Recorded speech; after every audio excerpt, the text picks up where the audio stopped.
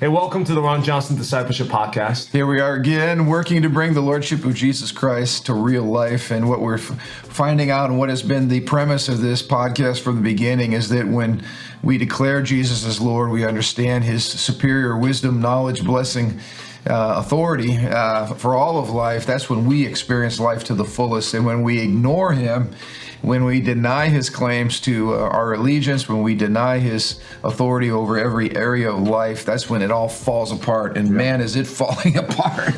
I mean, we always sit here, before we go into an episode and figure out what is it that we need to talk about. And the hard part is there are so many illustrations of the chaos that ensues when we reject the Lord that we could talk for days.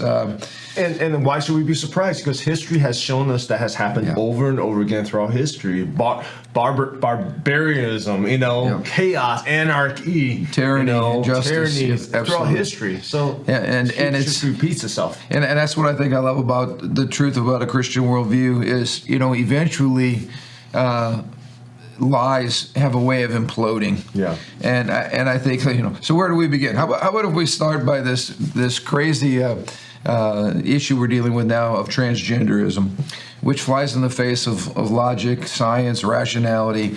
And we saw the height of this, on the news just this last week with the NCAA swimming competition, where the gold medalist is a transgender woman, I guess, a man who is swimming as a woman, biological male, and was awarded the championship, first place, while there's three other gals over here who are really the first, second, and third place winners who get gypped out of a chance to make history for themselves or to be the best at their event, all because of a man who was swimming as a male, who was not a very good swimmer as a male. I think he was ranked nearly like 500th in the NCAA or something like that. And then all of a sudden he decides he's a woman, and now the top, woman swimmer. Yeah. And there was, of course, I was glad to see there was a lot of outrage about that. Of course, the media always condemns and attacks anybody that would go against their crazy ideology. But I think what's really sad is this results in the cancellation of what it means to be a woman, period, in whatever arena of life. Well, J.K. Rowling, who is the author of the Harry Potter series, who's no conservative. She's no conservative, and nor is like Jesus believe whatever. Nothing like that. She is a self-proclaimed feminist. Yeah. But she is actually true to what she actually says. She's actually a feminist. She actually advocates for female rights. Right. And which I could align with on those terms because, we also want women to be healthy and we believe that there are things called women. Yeah, we love women and we have wives and daughters and she's been, ostracized and canceled over that belief, and probably more so than conservative because her voice carries so much more weight in the arenas that she gives. Because she's not typically one of us. They can't just throw her in the category. No one cares about you and I think we're conservative. We're wackos anyways. But here's a mainstream popular voice that many people follow. When she starts speaking, be like, wait a second. What does it mean to be a woman? It's based on your feelings, based on, this whole definition of there's a separation between biology and what you have and who you are inside. She starts questioning those things, and then she gets canceled. I love, social commentator Matt Walsh. That's the question he always asks the left. Mm-hmm. Please define for me what is a woman. Mm. Because if we don't get back to definitions again, we ran into this in the state of Indiana when we were debating the whole marriage issue. Mm-hmm. Well, what is marriage? Until you know what marriage is, you can't really define who should be a part of it. But if you define marriage as a covenant relationship between a man and a woman, then that tells you who's not married or who's not capable or who's not allowed to be married. But you have to start with a definition. It's the same thing with what is a woman, because until we're able to sit down and define that, and of course we've always defined that with biology. There's like 650 scientific biological differences between males and females. I mean, so this is deeply rooted not only in science, but of course it's rooted in theology, because God from the very beginning creates male and female. And so we get right back to good theology determining good public policy, which always, the truth always lines up, theological truth always lines up with scientific truth. They're never at odds. All truth is God's truth. But when we stray away from that, we get into crazy things where you got, 6 foot whatever muscular woman swimming against normal biological females, and there's no question about who's going to win every single time when a female has to swim or compete in any kind of athletic competition against a male. Men are just created to be stronger, taller, physically stronger, and that's an unfair competition anywhere on planet Earth. Yeah, I think even the Olympics, which is no conservative organization, has made some concessions. I read somewhere, I don't know specific, they have to measure the hormone levels, the testosterone level, or something like that. I'm not exactly sure what it is. I think the NCAA hasn't made any concession, obviously, through these cases. Yeah. So, well, and what's even more disappointing, what we just saw this week closer to home in Indiana, is our own governor vetoed the bill that was passed in this state to keep this from happening in girls' sports. Now, I have 4 daughters in Indiana. Yeah. And so I have 4 daughters, and some of them have played sports. But irregardless, if my daughter was competing in whether basketball or swimming or volleyball, and now she's having to compete against a male who is masquerading as a female, who's demanding the same locker room space, who's demanding the same playing time or whatever. I mean, my daughter has just been absolutely violated. Her rights have been violated. And this was good common sense legislation that just simply said biological males in Indiana should compete against biological males, and biological females should compete against biological females. And we need to protect women's sports in Indiana to keep what we're seeing in more liberal states from happening here. And our governor, again, a Republican governor with a Republican supposed supermajority of conservatives, and he vetoes this piece of legislation. Now, this was pure politics because, on the one hand, he confirmed the Second Amendment constitutional carry bill, which again is just a good common sense conservative piece of legislation that's good for everybody. So you don't want to have that on your record, right? That you're against the Second Amendment. But here on this side, and I think you and I are talking about it, this was purely a submission to corporate America and corporate interest and to dollars. Well, the commentary you and I saw said that, I think in a letter he wrote to the House or to the Senate, I don't remember which one, basically said the bill didn't go far enough. And the commentator is like, what do you mean not go far enough? Like, we're taking a step towards it. There's always work to be done in so many different ways. Just to veto because it didn't go far enough doesn't make sense. And I'm like, and his thought was like, well, I think people are too, Republicans are too naive of what's coming, because part of the argument was that it's not happening in Indiana. He's like, but it's going to happen. Right. It's happened all around the country. And you and I said, I think it's less being naive. I think the governor knows exactly what he's doing. He's not being naive about it. I think that, I don't know, but I'm guessing there are corporate interests. There are deals being made. This is a sad thing. I don't know. I was so sick of watching the NCAA tournament. While I love the sporting event, I'm so sick of the NCAA propaganda, because what's being pushed is all of this stuff about women's equity. And okay, equity meaning, how come we don't see more of the girls' basketball competition on national television? Well, the answer is simple. It's economics. It's because there's not as great of a viewership or as great of an interest across the board, period. It has nothing to do with penalizing women or being sexist against women. But the irony of the NCAA is, while they're pushing all this women's equity, they completely erase womanhood because they're also promoting all this transgender nonsense. And so you can't have your cake and eat it too. You can't be pro-woman and then be pro-transgender, because as soon as you're pro-transgender, you just erase womanhood in its essence. So anyway, I get so tired. But you got the NCAA that's located in Indianapolis. You got, and this is the other thing, you got the Chamber of Commerce, who's promoting all of this kind of perversion. And so big money interests, corporate America, all of this is, in fact, one of the major automotive producers in the United States is promoting all of this, women's equity stuff. And the question, at least, we have to ask this, like, again, these philosophies they're promoting, which really defines gender very differently from what most people think, feel, what reality tells us, what's practical wisdom based on everyday knowledge. Yeah.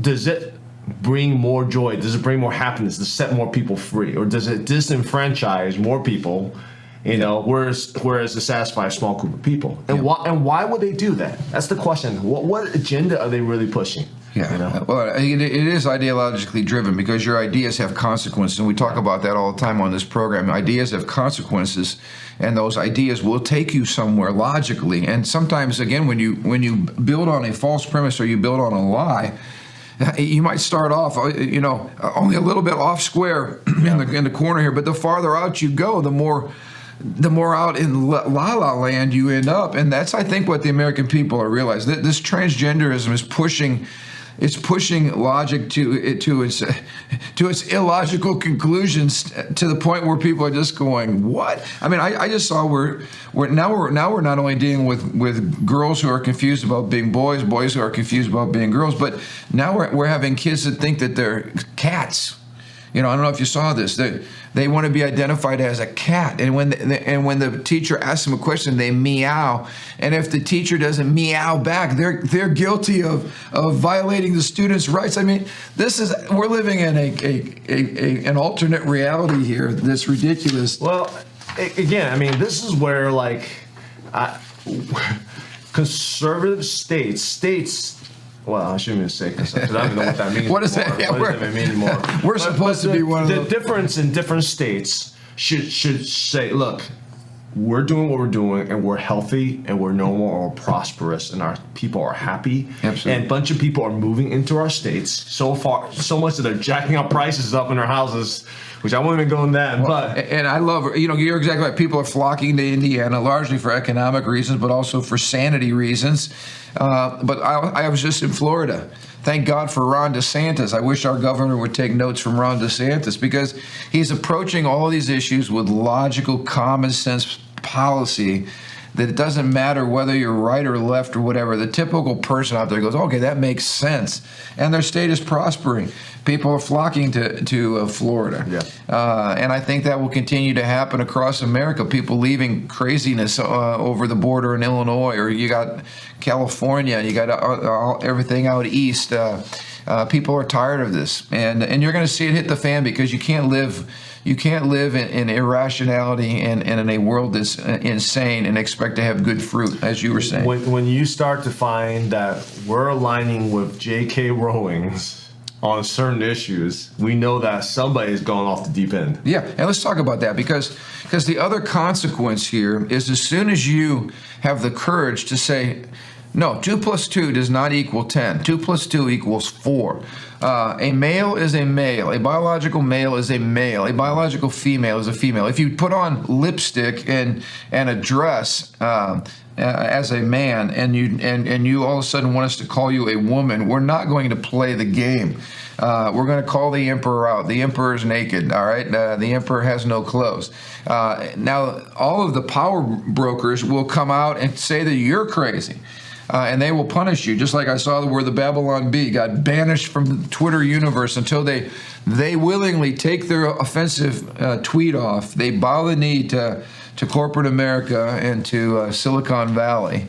And all they simply said was that the USA Today's Woman of the Year, who's actually a man dressed like a woman, who's one of Biden's top officials, right? Rachel Levine, I think, is his name now. Because they called him a man instead of a woman, they were banned from Twitter universe. And what he's saying is Twitter's demanding that until they willingly pull that tweet off, they willingly bow the knee, basically say we were wrong, then they can't get back on the platform. And I love what this guy's saying. This is Adam Ford, the creator of Babylon Bee, which of course is a satirical news site. He says it's not just that expressing these views is not allowed.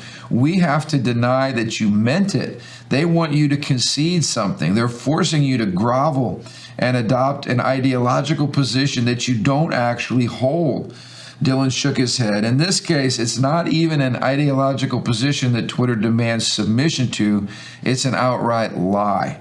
We stated the fact that a man is a man, and we got punished for it.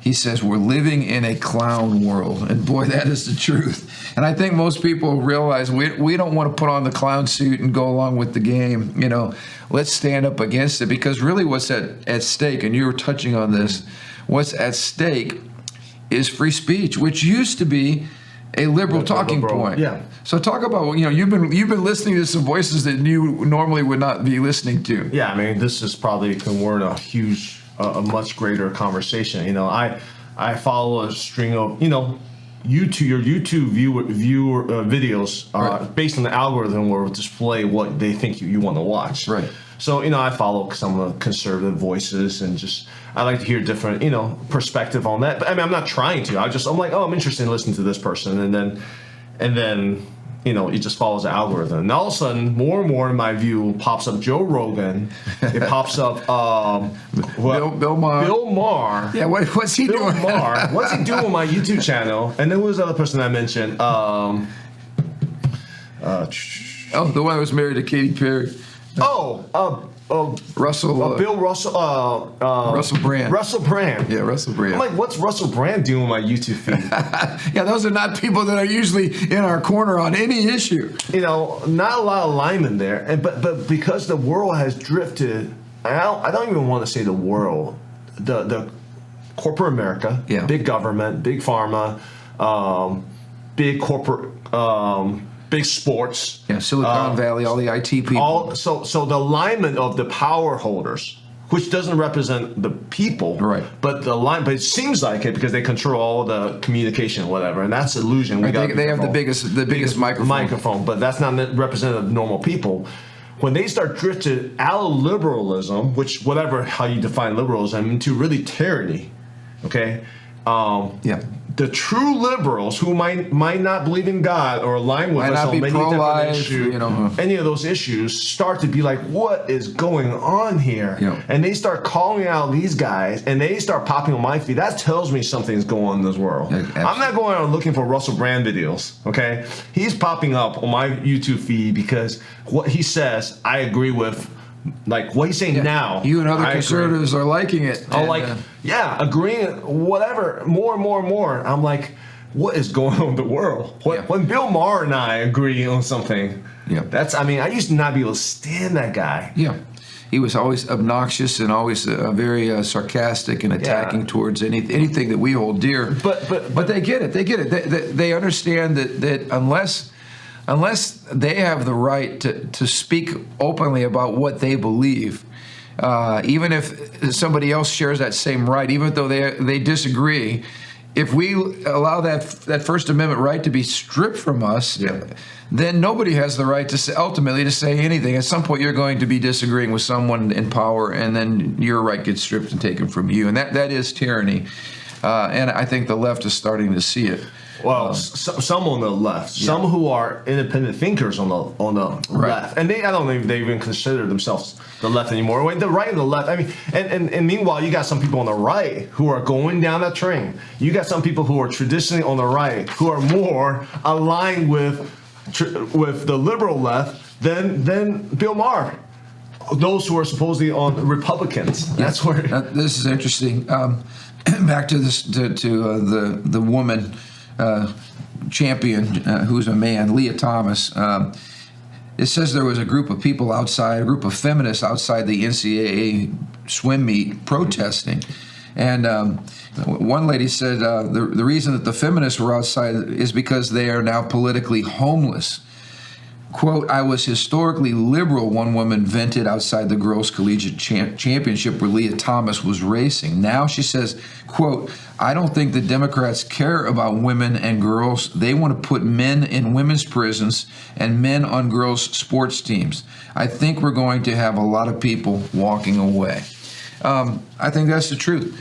I don't know that, like she said, she feels politically homeless because I don't think she feels homeless being a Republican or conservative, but she certainly doesn't feel at home being a Democrat because she used to be someone who stood and still is someone who stands for women's rights and typical women's issues. And now the Democrats don't even know what a woman is. Well, let's just say we just had a Republican governor who also is confused. do the same thing. So she is politically. If you advocate for biological men and women, for separate sports, separate prisons in these very vulnerable positions or competition positions, you are, based on just a couple of things we said, are politically homeless. And we're largely ourselves feeling politically homeless. Oh, because whether you're on the left or you're on the right, we're living in such an insane, crazy world.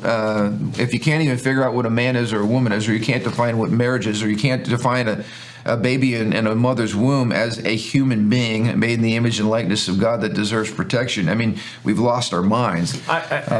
You being a Republican, anyone being a Republican means nothing to me anymore. I mean, that phrase just cover things up. Yeah. It's like when someone says, you know what, I'm a pastor. I'm like, okay. What does that mean? What does that even mean anymore? Are you even saved? Yeah. I'm a Christian. What does that even mean? I mean, those words, we have diluted those words so much. Yeah. Well, and I just want to say we have a May 3rd primary coming up. We have an opportunity for a lot of change. There have been a lot of candidates slated to run against even incumbent Republicans across the state who are sick and tired of politics as usual down in Indianapolis. So this is an opportunity for us to do a lot of change. You know, we're promoting voter registration, as every church should in our local church, making sure that our people are registered to vote, making sure that they see that as a sacred honor in this country to be able to elect those who represent you. So I'm praying for a lot of change and hoping for a lot of change even in our own state. So just encourage y'all to get involved. So that was the first kind of half of our podcast today. But, you know, as you all know, we've been talking about this very, very important topic called shame. And shame is like the oxygen. It's like the air that we breathe as fallen people. And getting free from shame and understanding the role that Jesus plays in setting us free from shame is really the first step to a pathway of a life filled with joy and love and peace and all the things that are part of the kingdom of God. And so it's been great. I appreciate it. We've been kind of bouncing back and forth in this teaching series and been getting a lot of really good feedback from it. Yeah. Last thing I talked about on Sunday was, a couple of things, the back-to-back weeks, I guess, but we've been talking about how Jesus really goes out and attacks shame. His goal is to restore and to heal. And Jesus is a master surgeon. And so he is not going to allow us to, because shame isolates us. Shame keeps us from relationships with each other, from our relationships with him. So his primary goal, and after getting our hearts converted, is then to free us from the debilitating effects of shame. And we use the example of Peter. I can't imagine. John's gospel talks about, when that fateful night when Jesus told all the disciples, he says, "You're going to desert me, every one of you. The shepherd is going to be stricken, and all the sheep are going to run." And Peter said, I'll never deny you. I will never turn my back on you. And these guys might, but I won't. And of course, we know what happened. Christ's words were true. And in fact, John's gospel tells us that on that night, before the rooster crowed and Peter denied Christ for the third time, that Jesus and Peter caught eyes. And I can't imagine how the devil played on that moment just to pile shame and heap shame upon Peter's heart. I mean, looking into the eyes, and Peter loved Jesus and Jesus loved Peter. That wasn't the issue, but Peter realized at that moment he had just fulfilled the prophetic words of Christ over his life. And I can't imagine the depth of pain and shame that he felt. In fact, the Bible says he left weeping bitterly. And then Peter did something that many of us do. We say, you know what, I quit. I tried Jesus, I tried the church, I tried to be a good Christian, and I'm just ultimately, I'm a big loser, and I'm done. And Peter went back to doing what he was comfortable with, which was fishing. Yeah.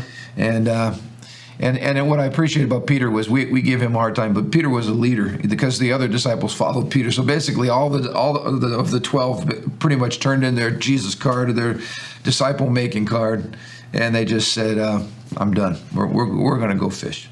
And it's interesting that that's what shame will do to you. If you and I try something and we fail, then the devil piles on shame, and then what the message is don't ever try that again because you can't do that. You're not good at that. People will laugh at you. People will make fun of you. You don't measure up. You don't have what it takes. All those messages that shame likes to amplify in our brains. And Peter and the 12 were there. They just said basically, let's go back to doing what we know how to do well, catch fish. And the irony of it is they weren't catching fish that well every time Jesus showed up because they had spent the night fishing twice, all through the night, caught nothing. Yeah. And so there's Jesus on the shore, and he calls out to them, "Hey, kids, children," because that's what that word meant in the Greek, was little kids who were still under the supervision of a mature adult. So, "Hey, kids, how'd you guys do last night?" And of course, the answer was they caught nothing. And then at that moment, they realized it was Jesus.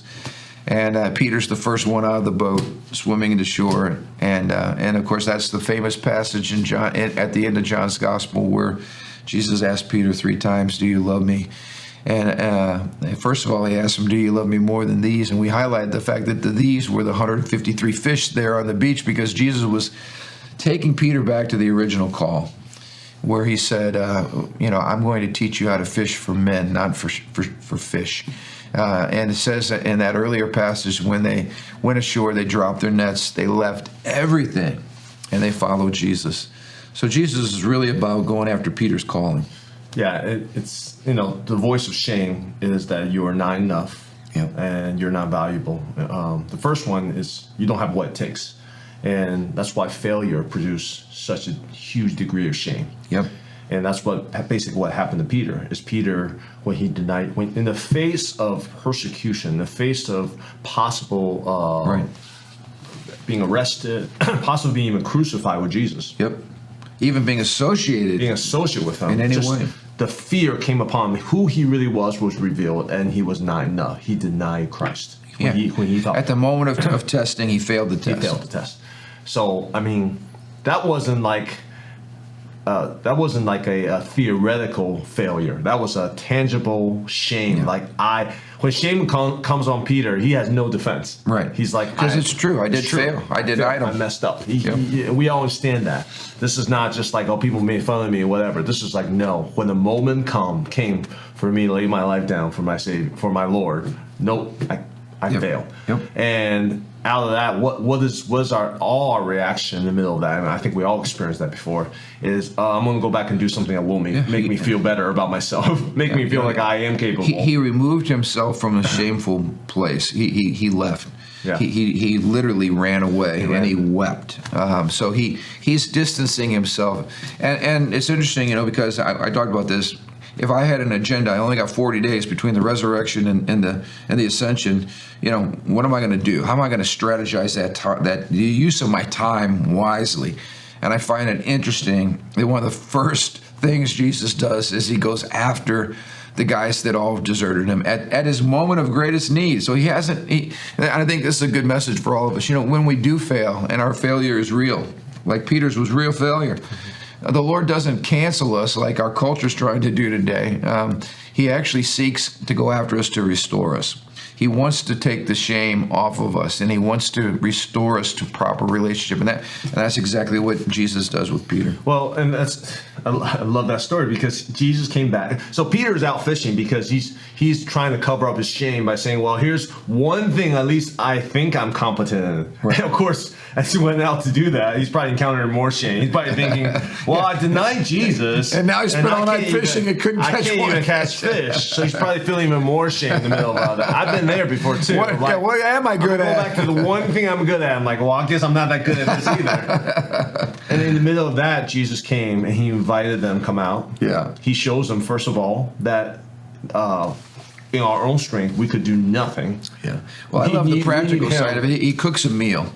Through him, they caught the mega fish low with his power. Because of his word. Because of his words again, which is a reminder that even we're like, oh, I don't need God. I'm just going to do what I'm good at. Well, really, are you really even good at that without God? No, you're not, right? So there's awakening there. Jesus' words make no sense to a fisherman. Throw the net out on the opposite side of the boat as if, 6 or 8 feet is going to make that much difference. Yeah. But with Jesus, it makes a huge difference. So you're right. He provides a supernatural catch. So he first showed them your ability means nothing anyways, which is interesting in itself because Peter beat himself up because I don't have enough perseverance. I don't have character. And Jesus is like, well, I didn't expect that from you. I knew that. And you didn't have that anyway. So there is an exposure of what we thought we had. Yeah. Peter's personal strength, anyway. Peter's personal knowledge of fishing, his expertise, none of that is what the Lord's looking for. So there's a deeper level of brokenness. Now Peter's still being broken, right? But what did Jesus do in the middle of his brokenness? He invites him to food. Let's have some breakfast together. Yeah, he invites him to fellowship. And I love that. We highlighted the word. It says in the Bible that he created a charcoal fire, and it's the same word that's only used one other time in the whole Bible. And it's used for the fire that Peter was warming himself with on the night he betrayed Christ 3 times. So Jesus is masterfully recreating the elements that stirred up in a sensory way, stirred up all the moments where Peter is being brought back to his shameful experience. And Jesus is doing this on purpose. Peter's literally reliving his calling. He's reliving his denial. And now Jesus is calling him back and saying, Peter, do you love me more than all these fish? In other words, will you go about the mission that I called you to in the first place? You're not a failure. I'm not going to let you quit. I'm calling you back. And 3 times, Jesus' response is, feed my sheep. In other words, get back to caring for my people, loving my people, leading people to Christ, and making disciples. I love it because many times if my kids are struggling to emotionally overcome to do something they need to be doing, I actually have them confess it with their mouth first. Wow, that's good. Because you confess with your mouth first. There's a neurological side to it, and there's a spiritual side to it. You speak it first, and then you feel it. It's like I don't want to be thankful. I'm just dude, you had a great day. Okay. Why don't you start by just saying, hey, I am thankful. I know you don't feel it. I'm not trying to force it upon you, legalistic. I just want you to confess it first. Right. So just say, I'm going to try to be thankful. I'm going to try to be thankful. Just try confessing. I think of that scripture that says, this is the day the Lord has made. I will rejoice and I will be glad in it. When you make that declaration at the start of a new day with your mouth, then it sets the course of your journey for that day. That's a great point. You're really saying, you know what, I am in charge of my emotions and not the other way around. I am going to take control. And with my kids, they're young, they don't get all that, but I'm trying to teach them just elementary stuff. That's good. Just confess that a little bit. I think that's what Jesus was doing to Peter. He's saying, hey, do you love me? And he's allowing Peter, through his pain, processing his weakness, his brokenness, to say, no, Lord, I do love you. Yes. I do love you. Maybe not in a perfect way, but I do love you. Feed my sheep. I love this too. Jesus, he doesn't interrupt a nice meal. Everybody's eating, but it says when the meal was finished, he goes right after Peter. Yeah. Peter. And he goes after the elephant in the room, which was the shame. Yeah. And he calls him Peter. And of course, Peter was a nickname. It was a term of endearment. Peter's name was Simon. And Simon means a reed that's bent in the wind. And Jesus calls him Peter, which means rock. Yeah. And so literally Jesus was calling the destiny out of Peter. Jesus saw something in Peter that Peter did not even see. And by naming him, and it was, again, a term of endearment, which is a term he goes back to, which shows Jesus is talking to him as a dear friend. Yeah. And then I love it because we know how history unfolds. Peter, of course, ultimately gives his life. He's crucified. He told his oppressors that he was not worthy to be crucified like his Lord. He was crucified upside down. And Peter passes the final test.